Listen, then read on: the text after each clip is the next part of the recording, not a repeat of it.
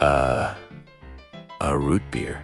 That sweet, bubbly drink that instantly transports you to a 1920s soda shop. Minus the flapper dress and the guy playing ragtime piano in the corner. But what if I told you this nostalgic treat started as a potent herbal tonic and ended up on the FDA's naughty list? Yes, you heard that right.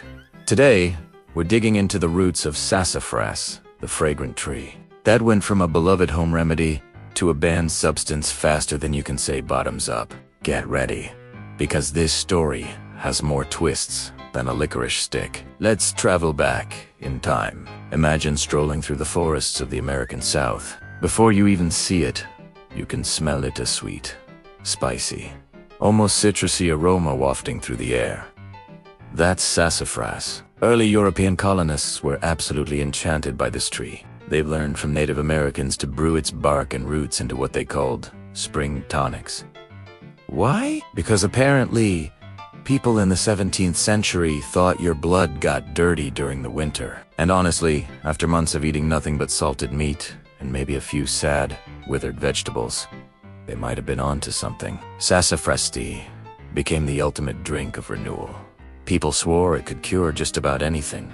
Rheumatism, skin problems, even a bad mood. It was the original wellness trend. Even the famous explorers Lewis and Clark packed sassafras on their legendary expedition across America. Though, I suspect they were just desperate for something that didn't taste like beef jerky after a few months on the trail. The belief in its curative powers was so strong that the sassafras became one of North America's first major exports to Europe. It was this continent's original superstar plant. Fast forward to the 1800s, the golden age of weird and wonderful beverages. Pharmacists were the rock stars of the era, mixing up concoctions for every ailment imaginable. Enter Charles Hires, a Philadelphia pharmacist with a brilliant idea. He took the aromatic sassafras root and decided to mix it with a symphony of other botanicals, like sarsaparilla, licorice root, birch bark, and wintergreen. After some experimenting, root beer was born. It was marketed as a healthful family beverage, a temperance drink that offered all the social fun of a saloon without the alcohol. It was genius. The world's first socially acceptable way to drink something that tastes deliciously like a forest. You could enjoy it cold and fizzy, warm like a tea, or with a huge foamy head that made it look like you were sipping a pint at the local pub. Root beer became a sensation. By the early 1900s, sassafras wasn't just in root beer anymore. It was everywhere. You could find it in candies, soaps, perfumes, and of course, teas. It was the pumpkin spice latte of its day. A little bit special, slightly exotic, and absolutely inescapable. The flavor defined an era of American taste. A comforting aroma that meant home, health, and a sweet treat all in one. But then, the scientists showed up. And you know how it goes with scientists. They have a knack for ruining all the fun with things like, facts and evidence. In the 1950s and 60s, researchers started taking a closer look at what made sassafras so special. They isolated its main active compound, a fragrant oil called saffron, and that's when the party came to a screeching halt. In a series of lab studies, researchers found that when they gave large doses of safrole to lab rats, the animals developed liver cancer.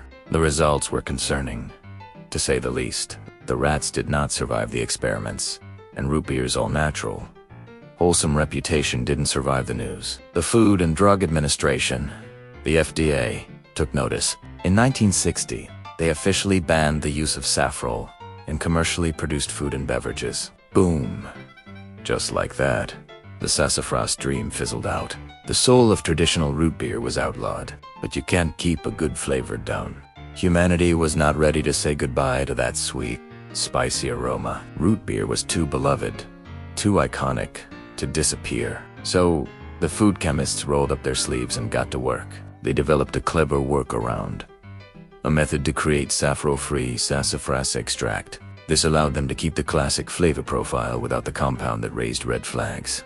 That's why the root beer you drink today is made with either artificial flavoring or this special saffro-free extract. we still get to enjoy the taste, just without the may cause cancer in rodents fine print. So, where does that leave us with sassafras today? In its natural form, contains safrole.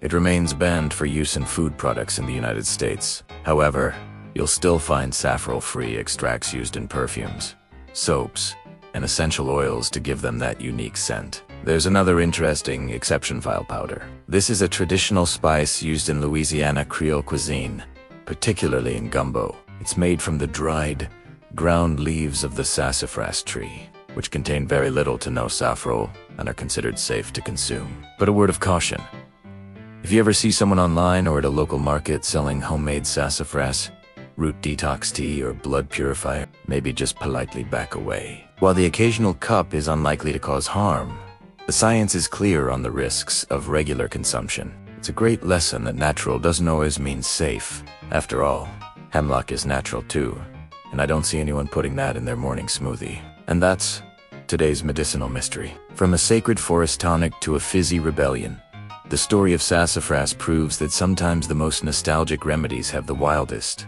and most complicated pasts. So the next time you pop open a cold bottle of root beer, raise a toast to the plant that gave it its original spark, and then give a little nod to modern chemistry for making sure it's safe to drink. Thanks so much for joining me on this flavorful journey. If you enjoyed digging into the history of this fascinating plant, be sure to hit that like button and subscribe for more stories. Until next time, stay curious, stay informed, and remember, every herb has a story.